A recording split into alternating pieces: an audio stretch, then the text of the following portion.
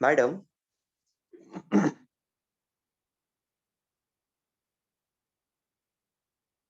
हाँ sir, all have entered or yet some are left? Bindiya madam sir, I think 2-3 student Sir, some are left. Okay, we wait for a minute or two, or then we can start.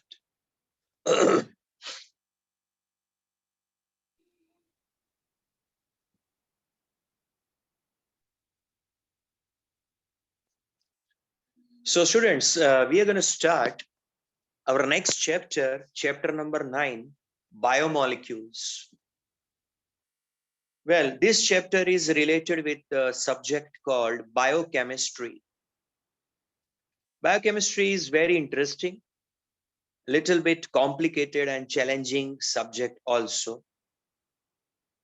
So you cannot take this chapter very lightly. Mind you, this is a very long chapter, difficult one, challenging one, I would say. At the same time,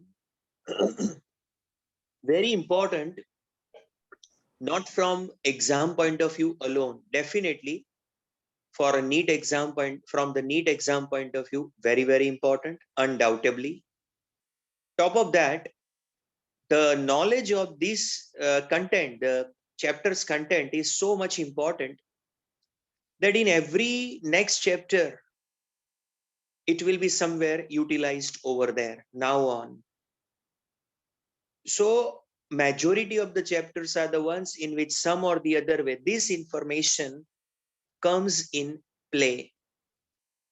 So if you understand this chapter, the study of many other chapters will be easy. If you do not understand this chapter, then the problems will arise in the study of others. My suggestion to all of you, that is, study this chapter very well and underline this term, underline this, sentence of mine. Regular daily revision of this chapter, that's the only way you can prepare it. Otherwise, you cannot prepare it. Your attention is required, your involvement is required. Up to that, it is fine. That is required in every chapter.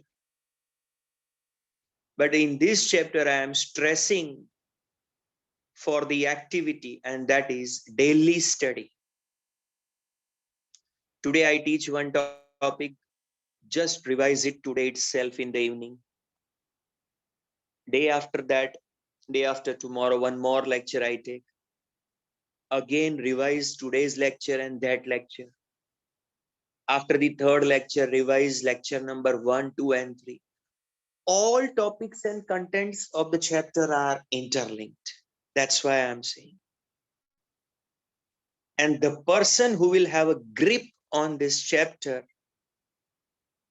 in a long run, that person will be a successful person in terms of academic growth in the field of science. This is my assurance. जिस student को इस chapter में grip आता है कि yes sir, ask me any damn thing from this chapter, I am ready with this chapter, उस student को कोई रोक नहीं सकता फ्यूचर में from getting the success in academics. It's not only medicine line, but whichever other line you go in. Cell molecular biology, this biotechnology, microbiology, biochemistry field, research field, whatever you do in future related with the biology in academics, this will be required by you. So how many of you have understood the significance of this chapter? Tell me. Out of 50, how many got the sense of importance of this chapter that I want to convey? How big this chapter is compared with any other chapter in the field of biology. So give me assurance that you all will revise it and study it, and we'll have an interactive sessions whatever 8 to 10 sessions of this chapter, they will be very much interactive. You will ask the questions, I will answer the question. When I ask the questions, you will give the answers. So that's the way we will go for it.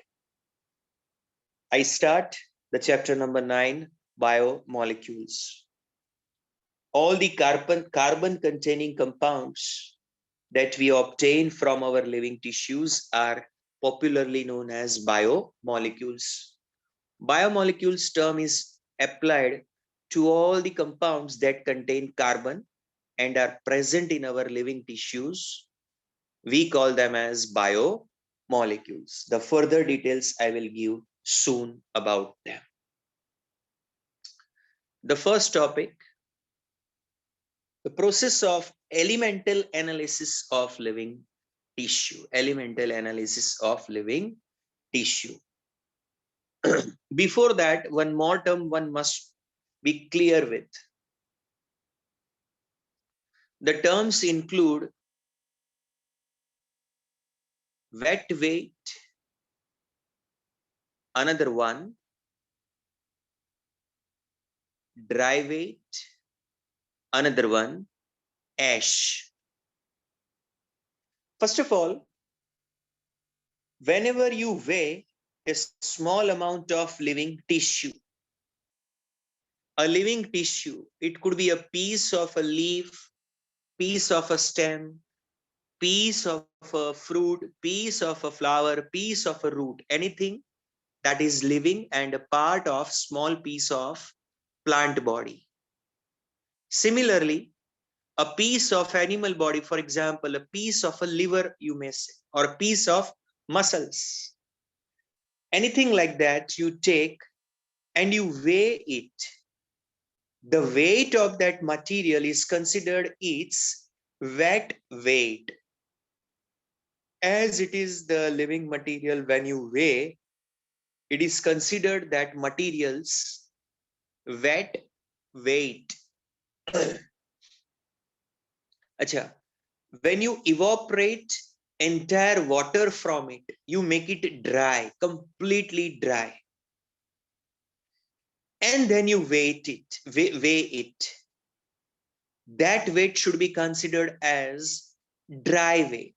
I give you an example. A leaf is there. As it is, you remove from the plant body and you weigh it. That would be considered its wet weight. And that leaf you put between your pages of the notebook. And after 10, 15, 20 days, when its entire water is evaporated and soaked up in the pages, then it is a dry material. When you weigh it, that is considered as its dry weight. And it will be higher or lower to that of the wet weight.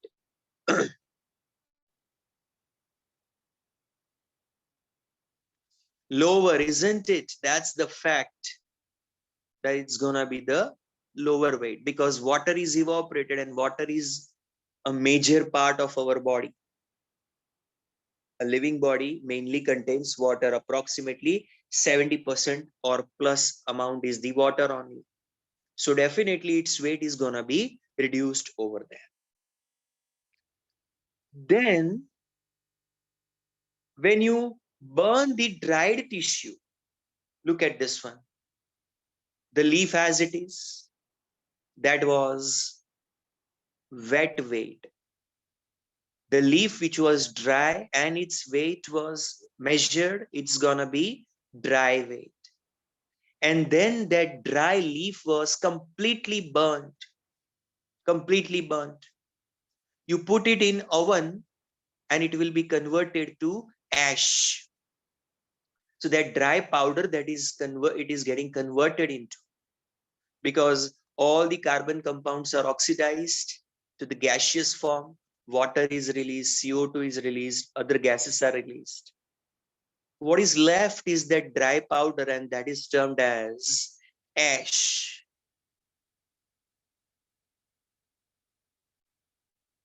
This is the living matter. is the dry matter. And the other one is the ash. Ash is the one in which there is nothing organic, because all carbon containing compounds were burnt, oxidized. They all have either been converted to CO2 or H2O, both of these rather, and are left from that matter. And what is left behind in the form of an ash is completely inorganic stuff, inorganic elements, mixture of these inorganic elements, iron, calcium, magnesium, etc. So that is termed as ash. How many are clear with what I have explained?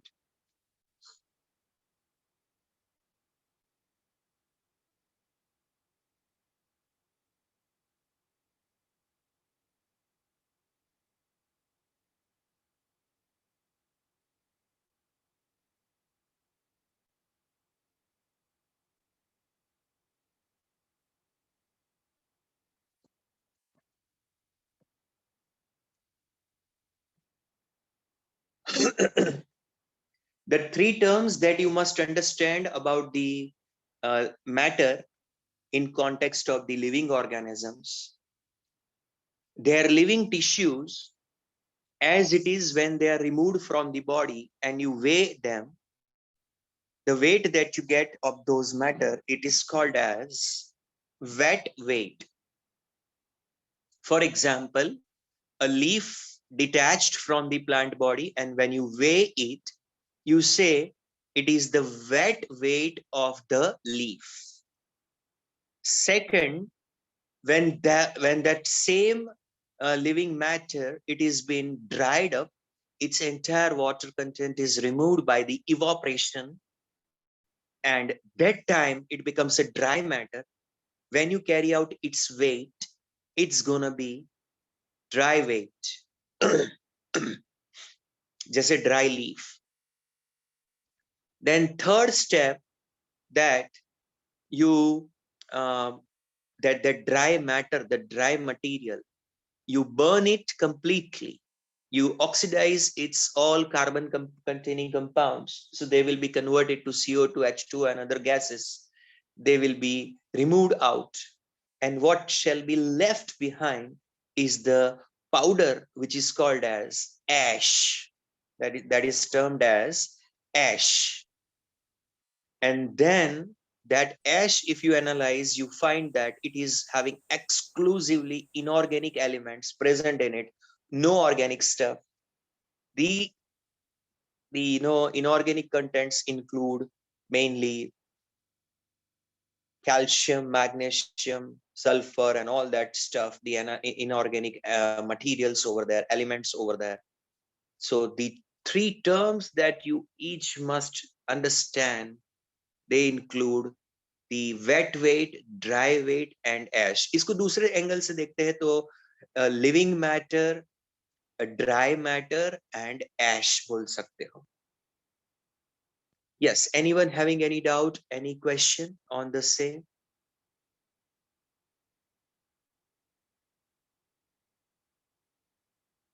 Fine, no question being raised from your side. I move to the next one. Have a look at, बोलिए Shreya. Sir ये सिर्फ leaves के लिए applicable है या कोई भी अगर कोई चीज ले? Anything else? For example, it could be a piece of a liver. Animal की बात करें. Yes.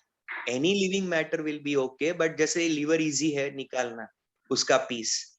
So it could be the piece of a liver as a living material. When you completely dry, remove its water only, then you call it as the dry matter.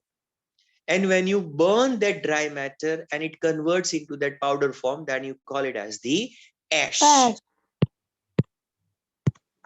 Yes, sir. Understood. Thank you. Okay. Who else is this with mic on? Now, when you analyze the elements in our body, it has been found that The main elements which are constituting our body include hydrogen, carbon, oxygen, etc. There is a long list of elements which are to be found in our body. Whatever weight we have, let's say our body weight is 50 kg, hypothetically. So the elements contribution in this body weight, in terms of percentage, if somebody measures, one can find that maximum contribution comes from oxygen, 65%. If somebody measures the contribution of various elements in your body, that ultimately our body is made up of these compounds, and compounds are made up of elements. I'm sure you know the meaning of the following terms, then only I'll proceed forward. An atom, a molecule, element, compound, all these terms are clear to you, assuming that I go forward, that oxygen is an element that constitutes 65% of our body. I mean, it is in terms of body weight I am talking about. It contributes up to 65%. Hypothetically, अगर body अगर 100 kg का है, तो उसमें से 65 kg सिर्फ oxygen है. मैं ये कहना चाहता हूं. I hope now you understand. So the main constituent of our body is oxygen. Second most important one is carbon. Weight, percentage weight contribution, if you see, 18.5. Second highest, 18.5. Together, if you see, these two crosses 83, 83, 85, 4% almost. So you can say that majority of our, I mean, body is having H2O. H2O हमारा body में सबसे ज्यादा material में होता है. उसमें hydrogen आ गया, oxygen आ गया. फिर उसके बाद organic compounds होते हैं. That is the second most important material in our body. So carbon is a very important constituent over there in our body. Third position comes nitrogen. Then fourth position, calcium. And likewise, one by one, if you see, hydrogen and the others are there, sulfur and sodium and rest all are there. So this shows the percentage contribution in the body weight by the various elements over there. A kind of MCQ can come from this portion.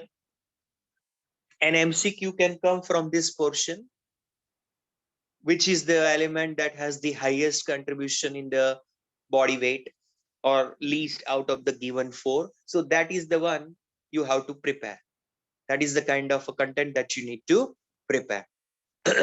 At the same time, in the given list, on one hand, when they are talking about, percentage contribution in the weight of the human body by these elements, other side you have percentage contribution in the weight of earth crust.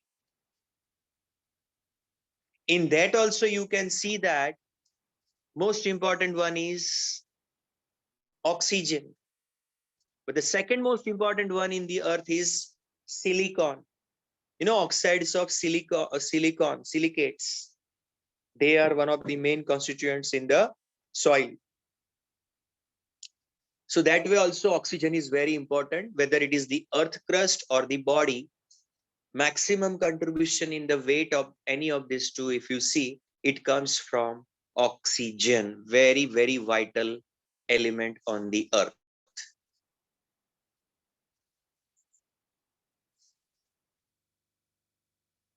Now here comes the second point, and that point is chemical analysis, elemental analysis of living tissue, and chemical analysis, rather, this is the process of chemical analysis of living tissue. which chemical compounds, in which two format the various chemical compounds are present, and which are their two important categories. That is something you learn over here. Please understand the steps. Very important to understand them. Okay. Step number 1. Take any living tissue. Living tissue means what? Again, I will say, you go for the same thing. Piece of a leaf, or it could be a piece of a liver. अगर आप plant का material लेना चाहते हो तो stem या root या leaf का पीस ले सकते हो. अगर आप एनिमल बॉडीज में पिक करना चाहते हो तो मसल पीस या फिर liver, that is the one, piece of a liver. So take any such living tissue, then grind it along with trichloroacetic acid, Cl3C COOH, trichloroacetic acid, in a mortar pestle. This is called mortar pestle.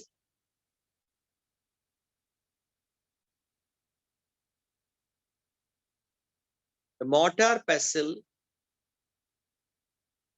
ગુજરાતીમાં આપણે એને ખલબત્તો અથવા ખલદસ્તો કહીએ, by which you can crush the living material. So you can crush it. As you can see, that crushing is done, that grinding is done. While it is done along with living tissue, the living tissue is introduced into that. The trichloroacetic acid as an organic solvent, it is also added in it, and using the mortar pestle, it is been crushed. After some time, you get a thick slurry of it. Your tissue has been crushed and there was a liquid called trichloroacetic acid in which it got mixed up thoroughly. Now it has become like a paste, not even a paste, a slurry. It has turned into a slurry. Strain that slurry through the cheesecloth or a cotton. ये क्या होता है? ऐसे होता है.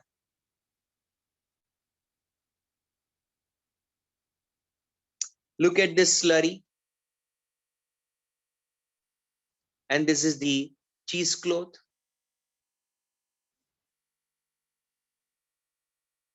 Through which you let these things to be strained, filtered. The two fractions that you get after the process of filtration. After the process of filtration, the two fractions that you get over there. One that could not be filtered, that is called as retained shade. And the one which comes out after being filtered, the one that comes out after being filtered over there, that is called as filtrate. That is termed as filtrate. When you try to strain it, जैसे पता है ना आपको, चाय होती है, पतीले में होती है, फिर उसको आप छन्नी में से डालते हो, कप में आती है, वो चाय होती है, और जो रह गया वो उसको क्या कहते, कुचा जो भी कहते हैं, वो स्टफ रह जाता है, जो बाकी का चाय का स्टफ था, वो पत्ती, तो वो आपके अंदर उसमें रह जाता है छन्नी में. ऐसा देखा है आपने? Yes, sir. Yeah, so the one which is left inside that chutney, that is like a retained shade. और जो कप में आ जाती है चाय, that is like a filtrate. आपने filtration process, I don't know whether you have seen or not, but जैसे ये आप imagine करो कि this is that thick slurry of the crushed living tissue in the mortar pestle along with the trichloroacetic acid.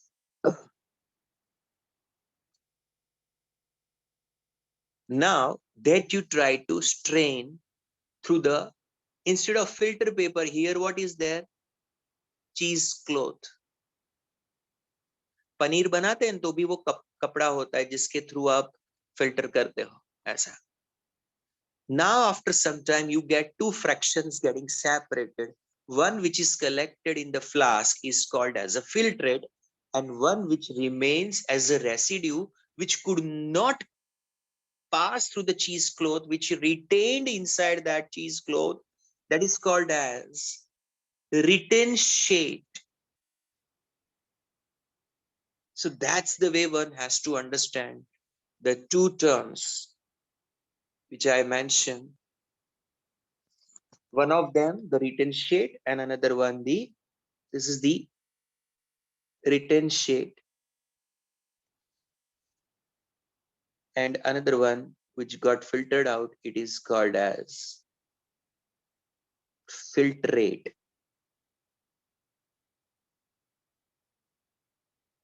Okay. Now, the one fraction that is termed as filtrate, it is called acid soluble pool. See that acid, the trichloroacetic acid, that is a solvent. Some of the compounds of that living tissue, they were soluble in it. These compounds are called as acid soluble compounds. Along with that acid, they come out into the filtrate. So the filtrate, it is itself known as acid soluble pool. Pool is the collection. So the filtrate is the collection of all compounds that were acidic and that were soluble in acid and that were present in that living tissue. As far as the another fraction is concerned that could not go in the flask, that is called as retention. Retention kya hota hai? The things which could not be dissolved in that acid, so they were remained in the cheesecloth. They could not pass through the cheesecloth and go into this filtrate over there. Collectively, they constitute what is called as acid insoluble fraction. That is termed as acid insoluble fraction. Simple as that. So this lets us know that our living tissue has two types of stuff. Certain things are acid soluble, certain things are insoluble in acid. When analysis was done, it was found that in the acid soluble pool, there were thousands of organic compounds which were soluble in acid. Molecular weight point of view, they were small sized ones. For all those compounds, the term employed was biomolecules. And the studies revealed that in the retain shade, the acid insoluble fraction, there were few compounds, they were not soluble in acid, but importantly, they had a very high molecular weight. And that made them insoluble in acid. For these compounds, the term employed was biomacromolecules. The term employed was biomacromolecules. So all those compounds which were collected in acid soluble pool were known as biomolecules. All those which were collected in the retain sheet were known as biomacromolecules. Biomolecules, biomacromolecules. We could separate them. This was a separation technique by which from the same material, living matter, we could separate the two types of stuffs: acid soluble in the filtrate and acid insoluble in the retain sheet. Let us see the difference between them. All those compounds which were there in the acid soluble pool, when they were analyzed, first of all, their number was very high, large number of them. Second point, majority have a lower molecular weight, which was in the range of 18 to 800 Daltons. Obviously, Dalton is the unit to measure the molecular weight. So approximately 18 Dalton to as much as 800 Dalton. That was the range of their molecular weight.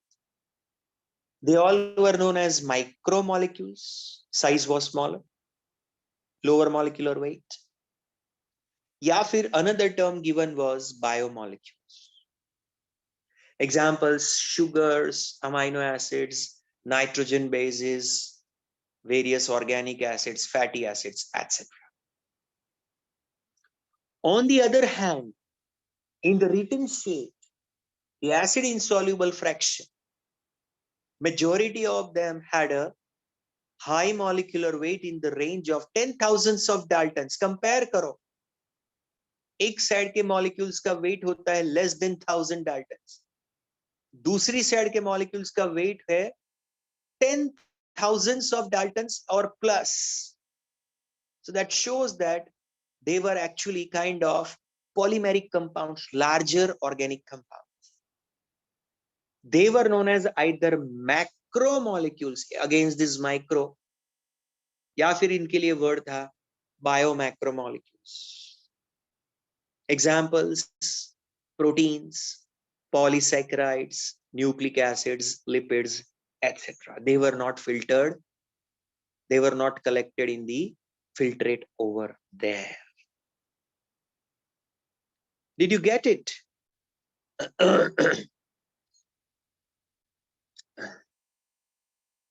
Yes, students, did you get up to this point before I go for the last point to wind up this topic? Interesting to know that in the cluster of acid insoluble fraction, in the written sheet, acid insoluble fraction, there was one compound that was lipid along with proteins, polysaccharides, nucleic acids. There were proteins and lipids rather. Now studies revealed that lipids molecular weight is less than 1000 Dalton. So then there is a question mark.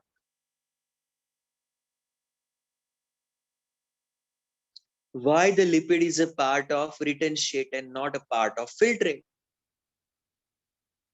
So classification was not done on the basis of molecular weight. Classification or separation was done on the basis of solubility in acid. Later it was known that most of the acid soluble ones have a 1000 Dalton less molecular weight. Most of them which are in acid insoluble have a more than 10,000 Daltons. So it is not a wrong concept to consider the lipid as a part of written sheet. Yes, it has to be. Because it is not here because it has a particular molecular. It is here because it is acid insoluble stuff over there. That is the simple reason over there. Remember, it is acid insoluble stuff. That's why it is like this. Why there is acid insolubility in this stuff? Because lipid is kind of a hydrophobic material, non-polar hydrophobic material. So it won't undergo solubility in this acid. So it was not coming out over here. Important part to know about the lipid is this one. Let me explain.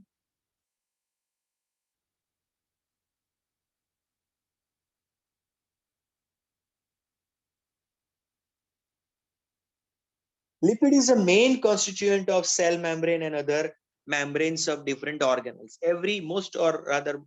Most membranous organelles, those organelles which contain membrane, which you have already studied, lysosome, vacuole, mitochondria, chloroplast, and all of those others which contain membrane. This membrane is either single or double bilayers. One bilayer or two bilayer structures these are. So basically these are lipid bilayers or lipid layers over there. During this chemical analysis process, these membranes get converted into fragments. पूरा एक membrane होता है, उसके छोटे छोटे parts बन जाते हैं. So it gets fragmented. And these fragments, they are not soluble in water, and they will not get separated with the acid soluble pool. So they will remain in that return state along with other acid insoluble fraction. The difference between other acid insoluble fractions materials and that of the lipid, that although they all are acid insoluble, these are polymers. So they have a very high molecular weight. These are not polymers. So they do not have a high molecular weight.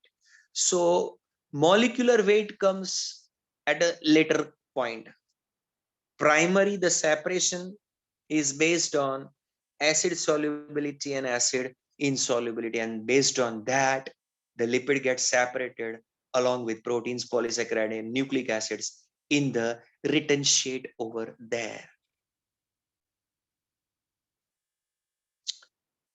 How many of you could not understand any point of this?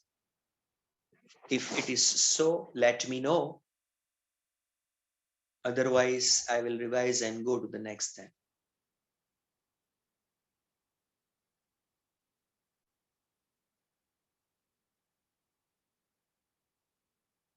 That is great if you have understood and no one is raising any doubt. So let me ask you, first of all, what we have to do in this process of chemical analysis of living tissue. What is done in the step 1? Tell me. Step 1, what is done?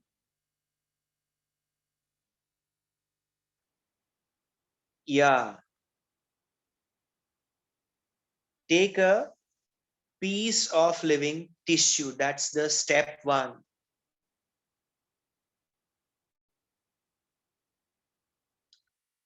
In the second step, what is done with that living tissue?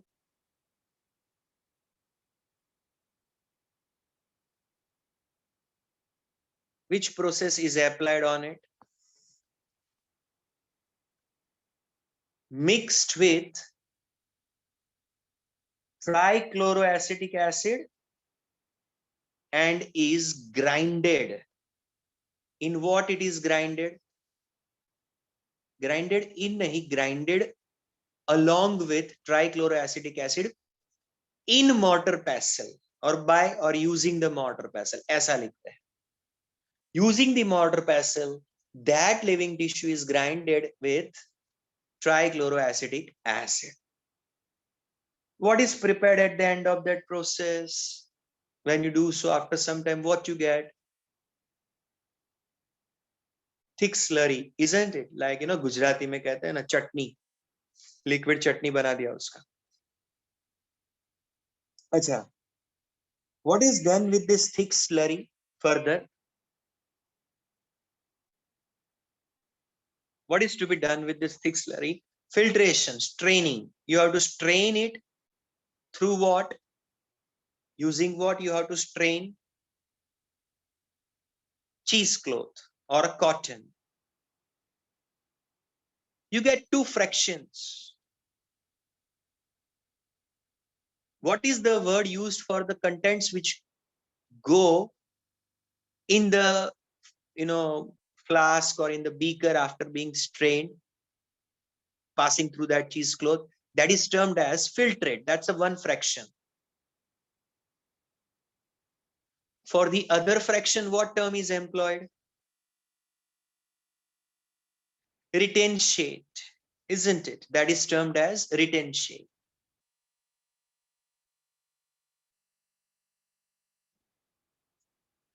Now for the filtrate term, what is another synonym used over there? Those contents are known as what? Acid soluble pool. Exactly. And what is the range of molecular weight for the contents of acid soluble pool?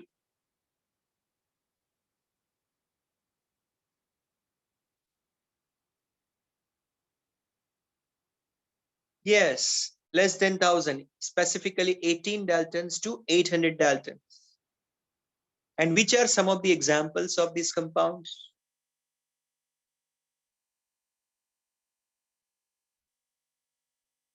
Yes, amino acids, sugars, fatty acids, etc. Correct. And these are also known as micromolecules or biomolecules. Remember. On the other hand, for the written sheet, what is other term employed which could not pass through the cheesecloth or was retained in that? Acid insoluble fraction. Yes.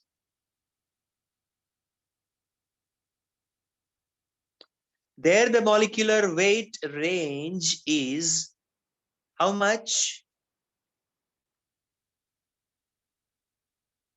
10,000 Dalton plus. Exactly.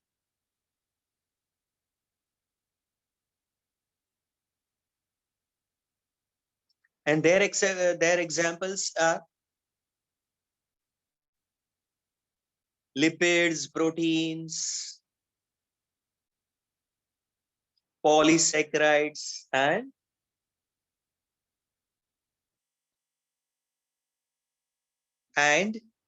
nucleic acids. Yes. And popularly they are known as macromolecules. Which compound is an exceptional one amongst these polymeric acid insoluble fraction contents? Bio-macromolecule scale list mein, yes, lipids, because their mole weight is less than 800 Daltons. So how come it remained in that written sheet and did not come out in the filtrate? Point is, our cell membrane from the living tissues and their organelles having the membrane, these membranes, they get cut into small pieces when you grinded them. But these small pieces are not soluble in water, so they remained in the written sheet over there. Remember this much. So when you do this kind of analysis, you finally realize that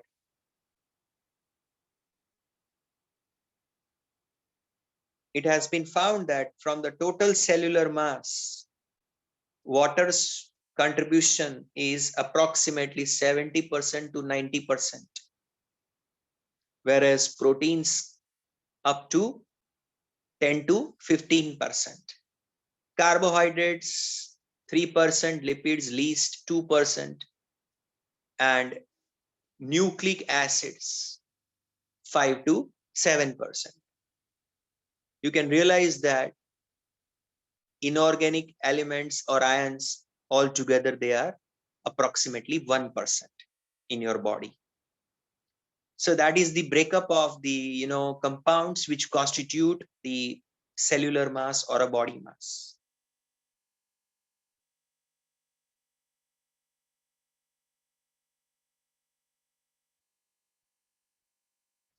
Our next topic is about metabolites. Those compounds which are, now I have completed the previous two topics. In that, if you have any doubt, you ask. If no doubts, then I go to the next one. Types of metabolites, primary and secondary.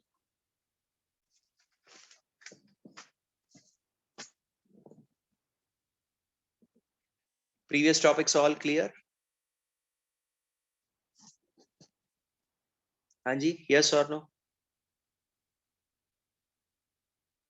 Fine, then we have a break of few minutes and then we will resume back our next topic.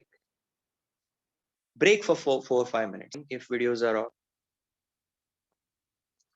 So students, our next topic is metabolites. Question is, what are metabolites? Again, it's the same compounds that are found inside the cell. If your criteria was the separation technique based on solubility, then you can call them as micromolecules, macromolecules. That was a one way of classifying them. Another way of classifying the molecules inside the cell, inside the living tissue, then it is called metabolites. They are known as metabolites. Let's see what are metabolites. Metabolites are those compounds which are either intermediate forms or they are the end products of metabolic reactions. Now, in a chapter 1, you must have understood about metabolic reactions, so I'm not going in detail. They are either catabolic reactions or anabolic reactions. Combinedly, they are called as metabolic reactions. These are basically the chemical reactions which take place in the living body. So other name is biochemical reactions. As long as these reactions proceed, we are alive. If they stop, we are dead. Those which are either the end products of such reactions or else those which are intermediate products of these reactions are known as metabolites. These metabolites are further classified into two categories: primary metabolites and secondary metabolites.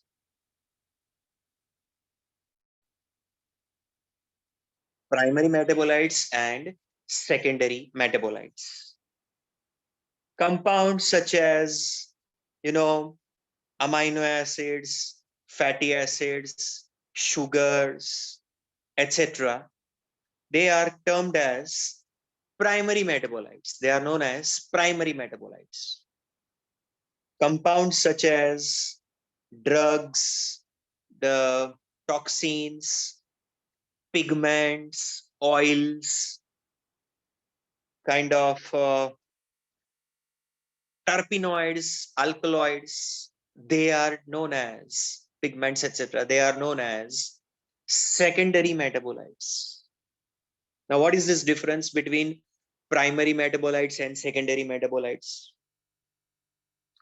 Certain metabolites are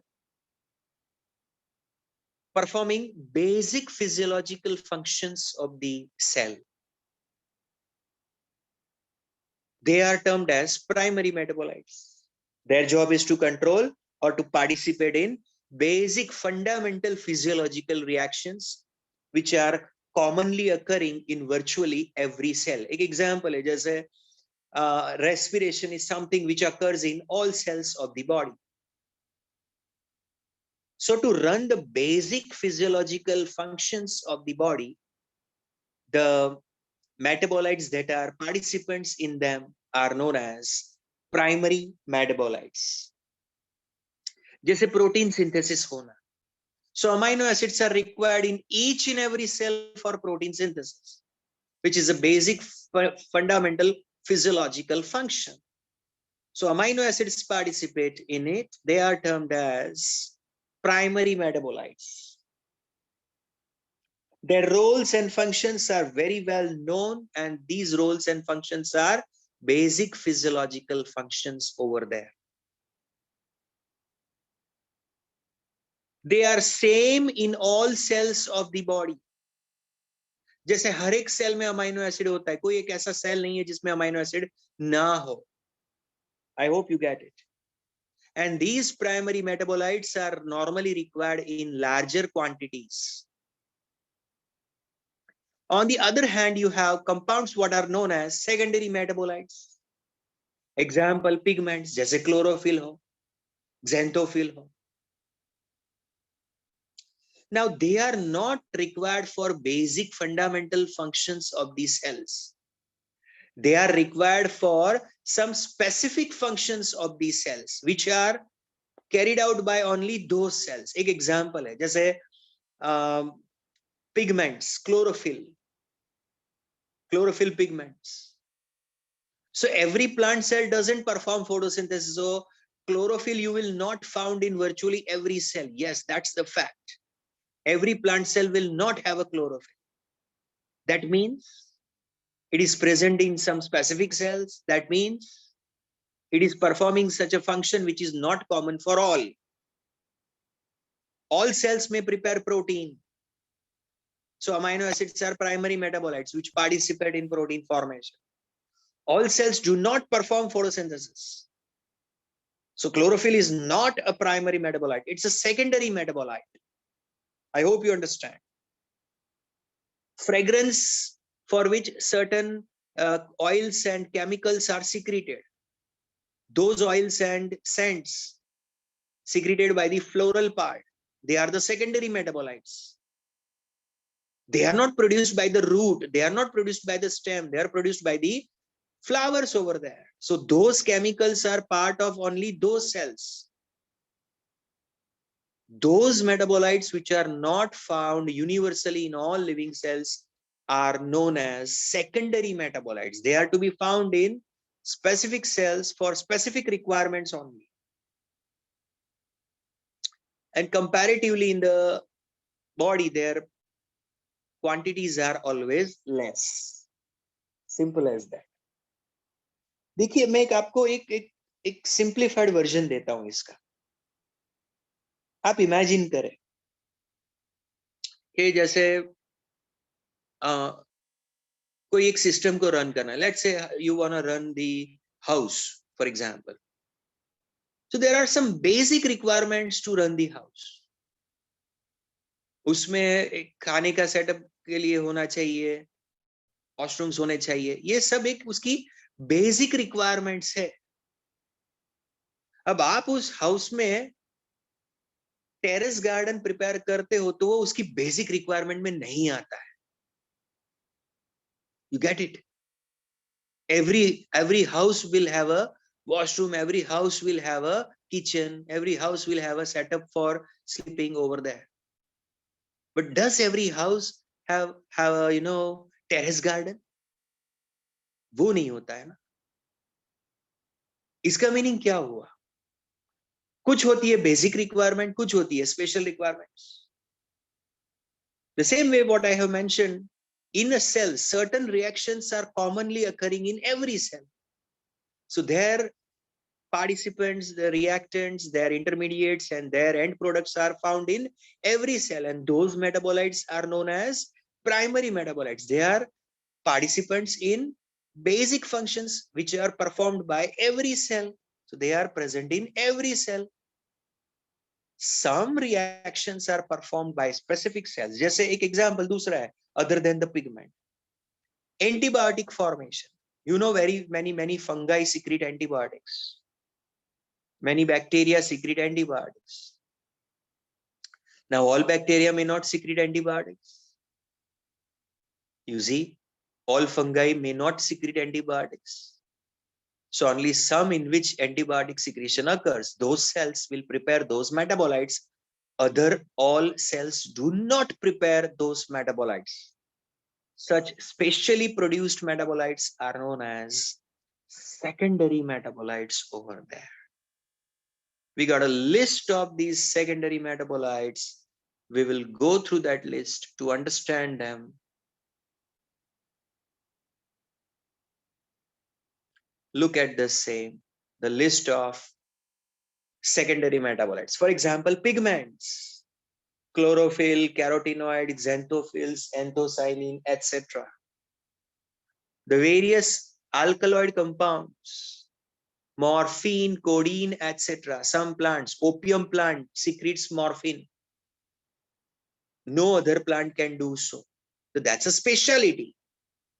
अगर ये primary metabolite होता morphine तो हर एक cell में पाया जाता.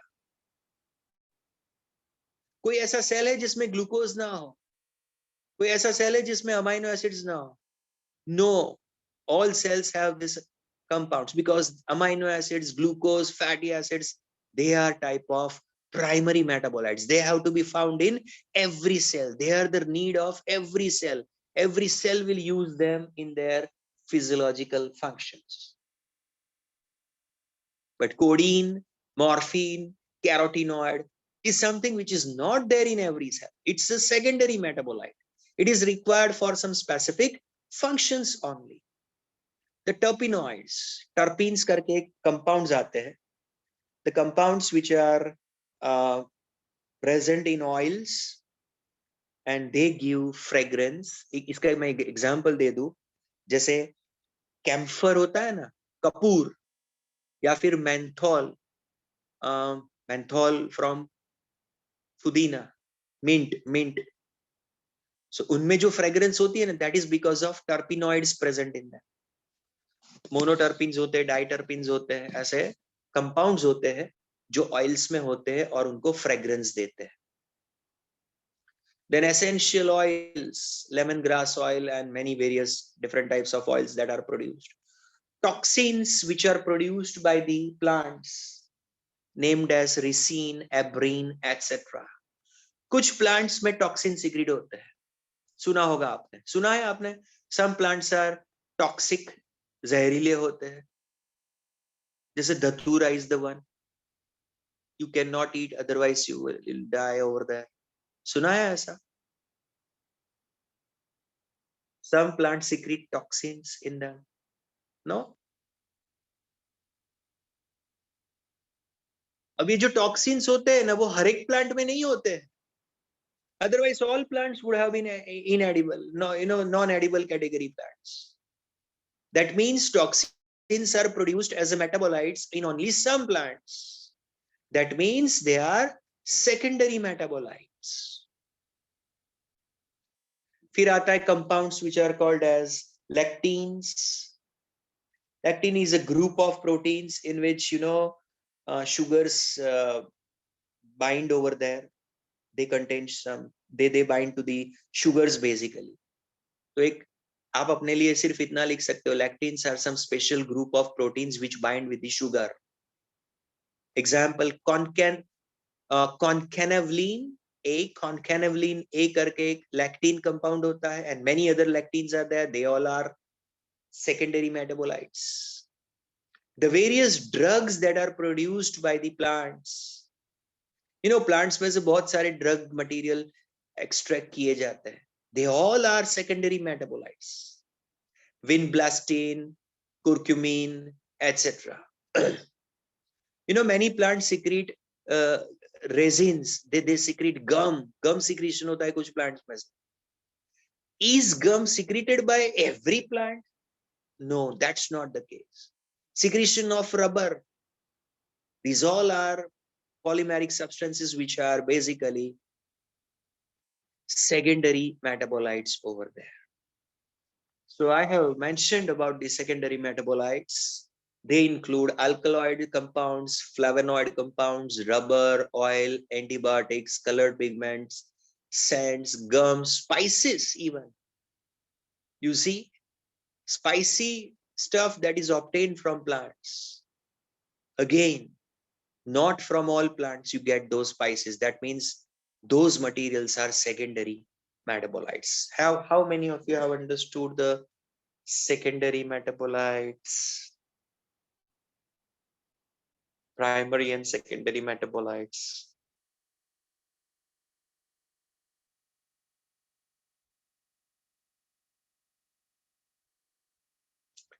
देखो, primary metabolites are basic requirements of the cells in metabolic reactions. Secondary metabolites are specific requirements for the specific metabolic reactions only. This will let you know that basic metabolic reactions occur in every cell. So primary metabolites are present in every cell. Specific metabolic reactions occur in specific cells. So they are not a part of every cell, the secondary metabolites. But I mentioned in a different manner.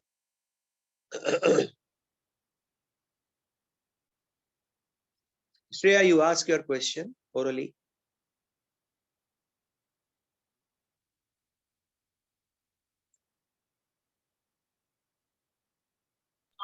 Sir, I'm not having the doubt.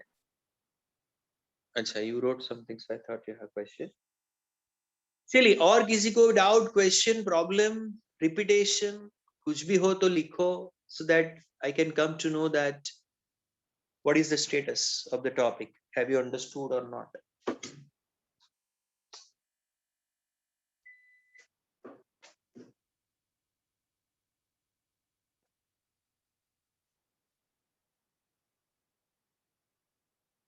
Okay, फिर भी मेरा एक आप लोगों से humble suggestion है, as a bio teacher ये मेरा होमवर्क है आपको. एक बार आज का लेक्चर इवनिंग में गो थ्रू करना, रिपीट कर लेना. The repetition is the only way, revision is the only way by which biochemistry can be prepared, otherwise not possible to prepare it. Okay. Now, in a remaining chapter, they are discussing about various molecules, biomolecules, micromolecules and macromolecules का series है. Micromolecules and macromolecules का series है यहाँ पे. Amino acids है, monosaccharides, disaccharides करके sugars है, fatty acids है. These all are micromolecules. On the other hand, you have different macromolecules such as proteins, you have polysaccharides, you have nucleic acids, etc. Now, what we are trying to do is we will follow our own sequence. On one hand, we will first study about the amino acids as a micromolecule, the monomeric compound. And next to that, immediately, no other micromolecule, but next to that, a macromolecule called as protein, which is made up of amino acids. Similarly, first we will talk about monosaccharides as a part of this micromolecule category, and even disaccharides. That would immediately be followed by one of the macromolecule called as polysaccharide. आपको समझ में आ रहा है? एक concerned micromolecule और उससे related macromolecule. One by one we will study. We can study all micromolecules first also. Amino acids, sugars, fatty acids on one hand, and उसके बाद हम protein, polysaccharide और lipid और nucleic acid की बात कर सकते हैं. Fine, that is also another way, and that's the way the textbook has gone about. But I believe that that is not an appropriate way.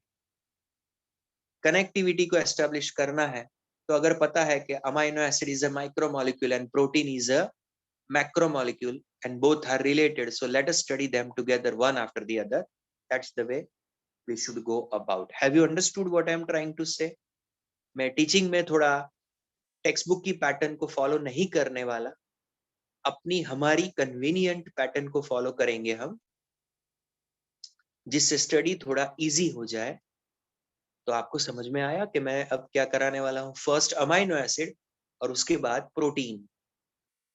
Amino acid is the monomer, protein is the polymer of the amino acid. So we are gonna talk in this manner. Have you understood?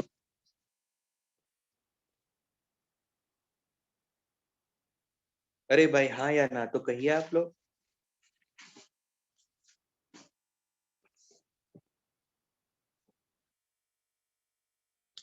आगे जाते हैं. Let us talk about the first and foremost, the most important one amongst the biomolecules, amongst the micromolecules, amongst the primary metabolites, that is amino acids. Amino acids, the organic compounds that contain two special groups in them, amino group and acidic group. You see, amino is a basic in nature. Amino group basic होता है, और यहाँ का acidic group, the carboxyl group, that is the acidic group. So always they have two groups in them, an amino group and an acidic group in their structure. As a substituent on the same carbon, which is the alpha carbon, so all amino acids are known as alpha amino acids. They are the substituted methane. अब methane होना चाहिए C4.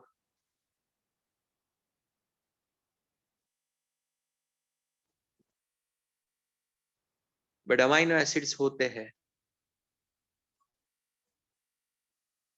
like this.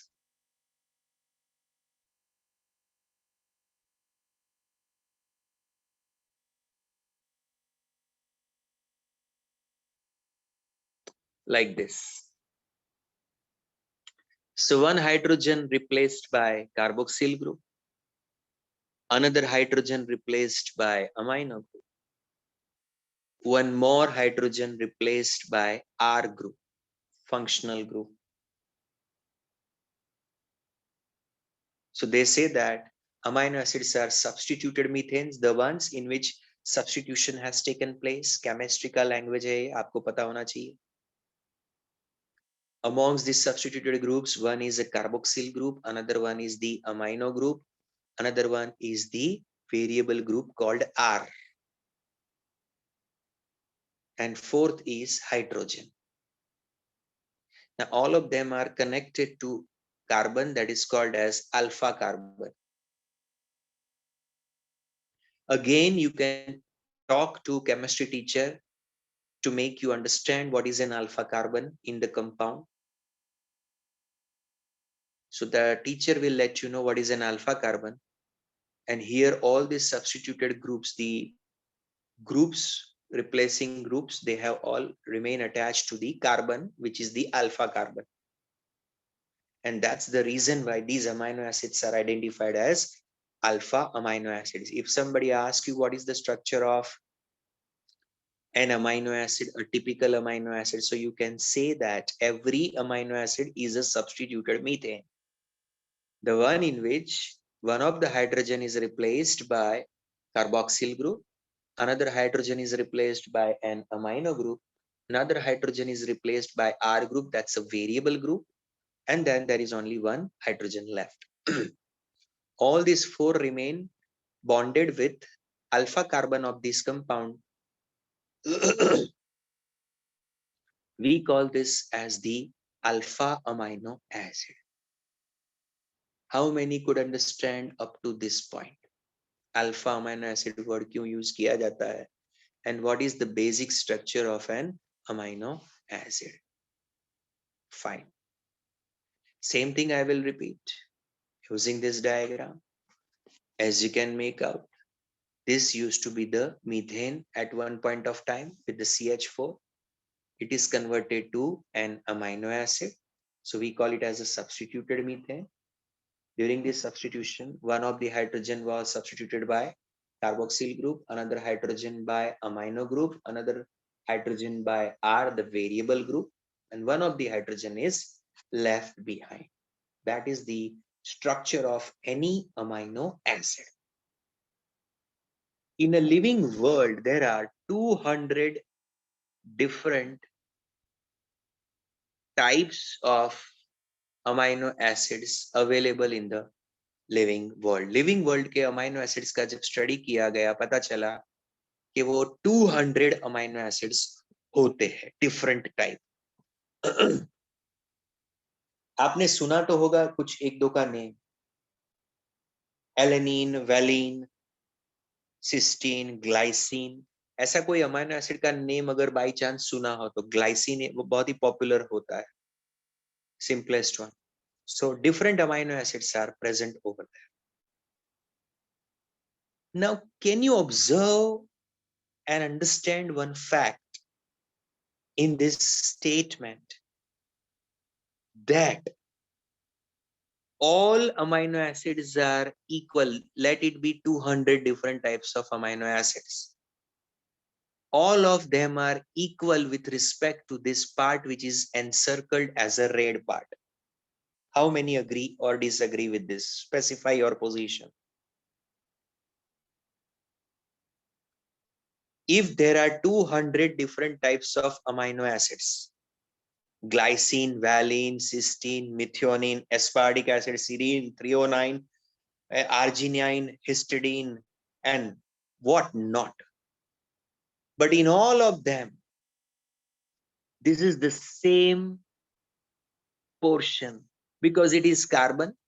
Carbon can be same, hydrogen, carboxyl group, amino group. This much portion shall remain same in all those 200 different varieties of amino acids. So what makes those 200 amino acids different from each other? So this is something which is the variable part of it. You agree or not? R में क्या हो सकता है? कुछ भी हो सकता है. उसमें हाइड्रोजन हो सकता है, उसमें CH2 हो सकता है, उसमें CH2 CH3 हो सकता है, उसमें बेंजीन रिंग हो सकती है, उसमें 200 डिफरेंट R ग्रुप्स हो सकते हैं. Based on that, there are 200 different amino acids. How many of you could understand this fact that there can be 200 different amino acids? It is because of the 200 different R groups that can be present in those 200 varieties over there. Each variety will have its own unique R group combination. उन 200 में इतना portion तो same रहता है, सिर्फ ये very करता है. और ऐसे 200 डिफरेंट आर ग्रुप्स है, तो उसकी वजह से there are 200 different types of amino acids in the living body. Gaurav, you have any question? Hello, sir. No, sir. By mistake. अच्छा, ओके. देखो, आपको ये पॉइंट अगर पता चल गया तो आधा मैटर सॉल्व यहीं पे हो जाता है रिगार्डिंग अमाइनो एसिड स्टडी. क्या होते हैं अमाइनो एसिड्स, क्या होते हैं amino acids? Simple thing I have mentioned. An amino acid is a substitute methane. What does it mean? A methane is equal to CH4. But in an amino acid, one of the hydrogen is replaced by carboxyl group, another one replaced by amino group, another one replaced by variable group, and that another hydrogen remains as it is. That makes the methane to be converted into an amino acid. Further, all these four, hydrogen, R, NH2 and COOH, they all remain attached to this, bonded to this carbon. This carbon is supposed to be called as an alpha carbon. Now, what is an alpha carbon is to be taught by your chemistry teacher. You please ask him, request him. He or whosoever is there in the school will teach you about this thing. Bhavik sir, Maulik sir, whosoever is free will let you know what is alpha carbon. तो उनको एक बार पूछ के clarity ले लेना. So that is why we consider all these amino acids to be what is called as alpha amino acids. Then how many types of amino acids prevail in the living system? So the reply would be 200 different types of amino acids are there in the living system. How can be there can be 200? All of them have a carbon, yes. With that carbon, hydrogen, COOH and NH2 is attached, yes. So how can be there occur 200 different types of amino acids? So you can say that each amino acid has one of the R group that is connected to this alpha carbon. There can be 200 different types of R groups, so that there are 200 different types of amino acids available in the system. That is what one has to understand here. Have you understood it?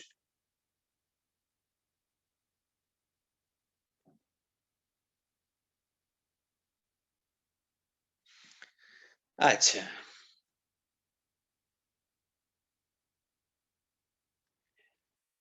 You see,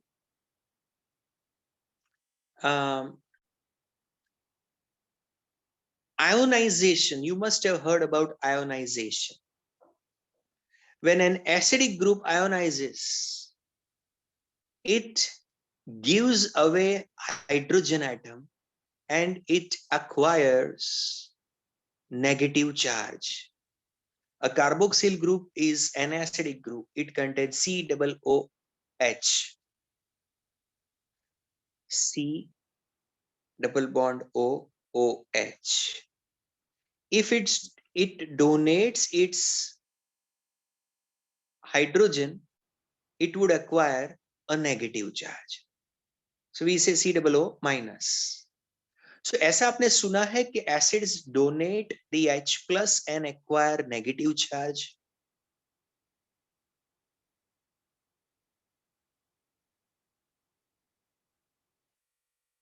हाँ या ना?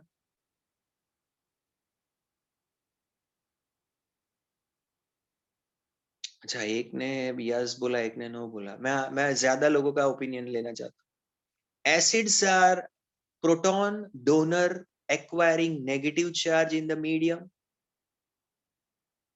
Isn't it? ऐसा कुछ सुना होगा आपने। और इसके अपोजिट ये भी सुना होगा शायद आपने कि bases take up H plus and will acquire positive charge.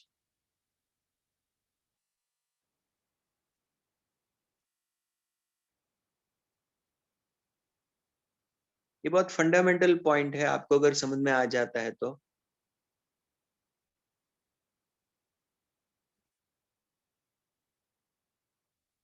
Shreya you wrote no, सो इसका मीनिंग क्या मैं समझू?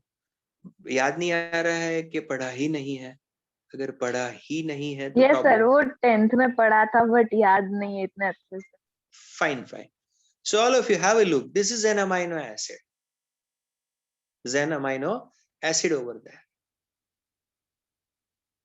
You see,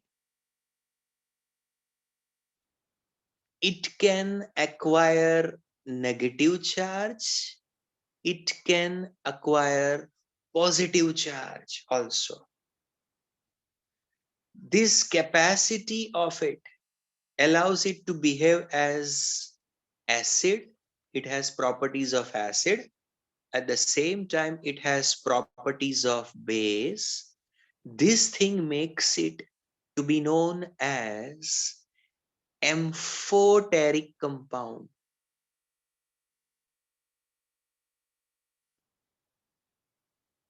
देखो, ग्लूकोज या शुगर के लिए हम ऐसा वर्ड नहीं यूज करते, एम्फोटेरिक है। एम्फीबिया, एम्फो का मीनिंग डबल होता है, teric is nature. Amphoteric nature means what? Properties of two different categories. Properties of acids, properties of base. If a given compound can attain properties of acids as well as properties of base, we consider it as amphoteric compound over there. How many of you understand what I am mentioning over here?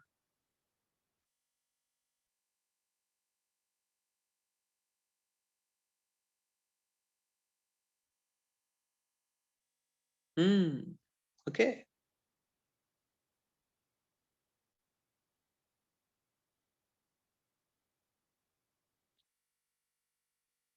At a certain pH, it will be acting like a base by procuring H plus and will have a, you can say, base nature of base. Bases की कुछ properties होती है.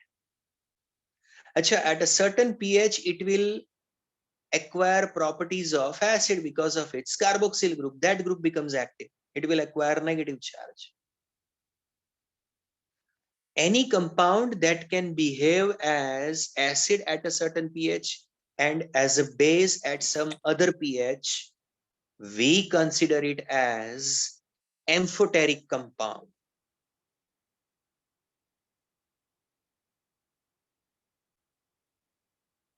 बोलिए, समझ में आया आपको? How many have understood what I have mentioned? It's not that this amino acid is the only amphoteric compound. There can be other compound also which can be amphoteric. So when you use the word amphoteric for any compound, if a compound can have, same compound can have two different types of properties at two different pH. At a certain pH, it is alkaline material, and at a certain pH, it can act as the acidic material. So when you have a properties of acid and alkalis or acid and base, you call the compound with both these properties as amphoteric compound over there. I hope now it must be clear. फिर भी ये chemistry का है तो थोड़ा एक बार teacher से पूछोगे तो पता चल जाएगा, केमिस्ट्री टीचर से थोड़ा क्लैरिटी ले लेना। एक दूसरा टर्म यूज होता है इनके लिए, that is called as zwitterion, that is termed as zwitter ion.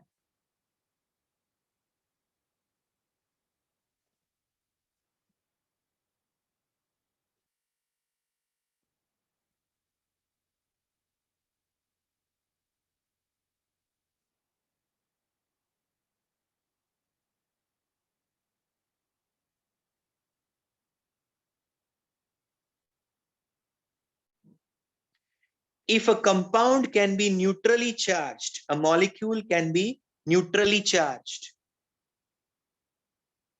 Positive charge also prevails, negative charge also prevails, and of equal category, then it is called as Zwitter ion.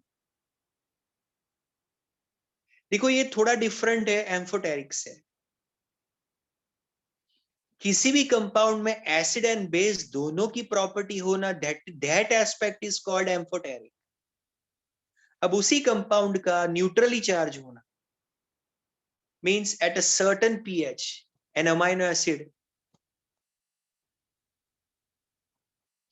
shall behave as base. Normally acidic medium में उसको डालते हैं तो वो base के जैसा behave करता है। At a certain pH it will act like an acid. Mainly highly alkaline medium में ये एसिड के जैसा बिहेव करता है, नेगेटिव चार्ज। इसकी ये कैपेसिटी कि ये बेस के जैसे एक्ट कर सकता है या एसिड के जैसे एक्ट कर सकता है, एक ही कंपाउंड की ये प्रॉपर्टी को कहते हैं एम्फोटेरिक नेचर। बट इस एम्फोटेरिक कंपाउंड की एक और प्रॉपर्टी है कि एट अ सर्टेन पीएच, जिस पीएच को कहते हैं आइसो इलेक्ट्रिक पॉइंट,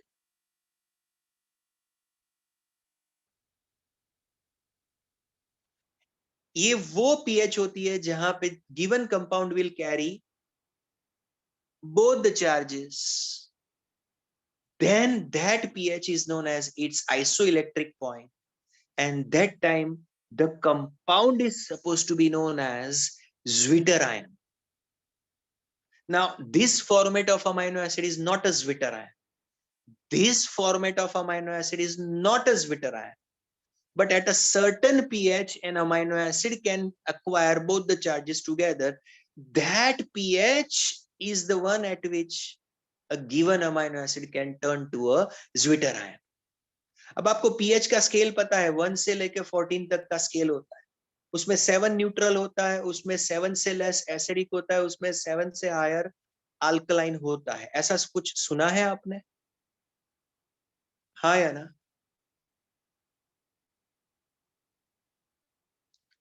तो उसके बेस पे मैं अगर आपको एक चार्ट दिखा दूं, if I can show you the chart based on that, and if you understand that here is just one example, an amino acid alanine. For this amino acid, its isoelectric point is 6.11 pH. Alanine को 6.11 pH पे डालो तो it will acquire positive charge and negative charge, and that point you call it as the Zwitter ion. अच्छा, उसको 6.11 से lower pH दोगे तो it will behave just as base only. उसको 6.11 से ज्यादा pH दोगे तो it will behave as acid only. उसकी ये प्रॉपर्टी के वो एसिड या बेस दोनों में बिहेव करेगा। At the pH lower than 6 it will behave as base, at pH higher than 6 it will react as the acid. It is called as amphoteric compound. So these two things are different. मैं आपको एक दूसरा example देता हूं। Let's say cysteine. If 5.15, let's assume 5 precisely, just understanding के लिए, if a 5 pH is the isoelectric point for cysteine, तो cysteine amino acid at a 5 pH shall act as dash. It shall act as what? Which compound?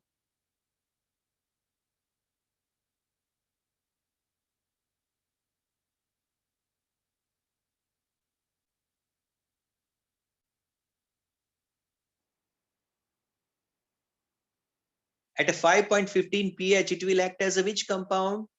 Wrong. Acid is the wrong answer. Base is the wrong answer. Gallo is the one who has given correct as zwitterion. It is going to act as a zwitterion.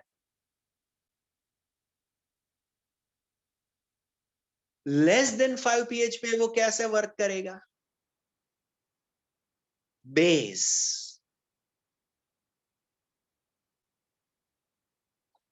Isoelectric point से lower pH पे वो base जैसे work करता है, कोई भी amino acid. Isoelectric point से ज्यादा पीएच पे वो कैसे वर्क करते हैं? एसिड। 5+ पीएच पे वो क्या करेगा? एसिड। और 5 पीएच पे क्या करेगा? Neither acid nor base, it will be the zwitterion form. Are you guys getting my point, what I am explaining to you?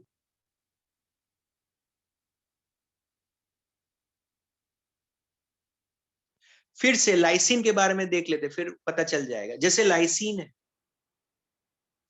उसका आइसोइलेक्ट्रिक पॉइंट कितना है? 9.47। मींस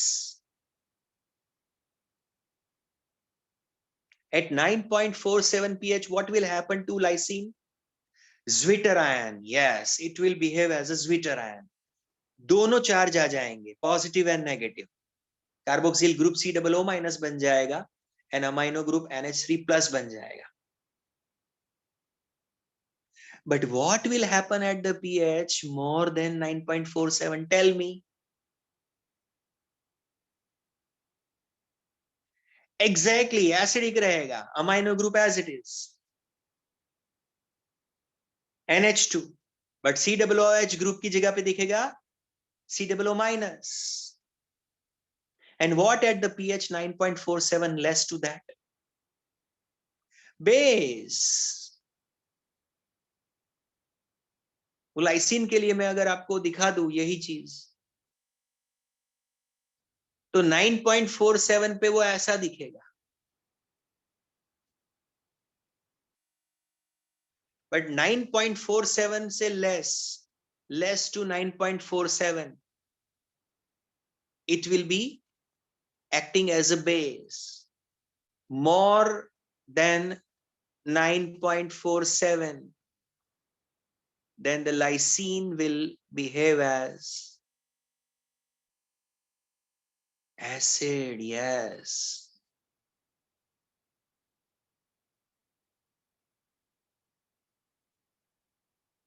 अब ये लाइसिन की जगह पे वो एलेनिन होता तो ये 6.11 जो भी था वो यहां पे रहता। आपको समझ में आ गया?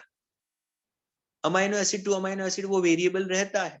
Isoelectric point, the pH at which the compound shall be acquiring neutrality with respect to the charges, both the charges will parallelly prevail on the same compound. That form is called zwitterion form, and that pH at which it occurs is called as isoelectric pH over there. Well, already we have crossed our time. We conclude the meet, you leave, you go through the lecture once again in the evening, recorded lecture, so that it will help you to understand the points very well. Thank you and see you in the next lecture. Till then, goodbye.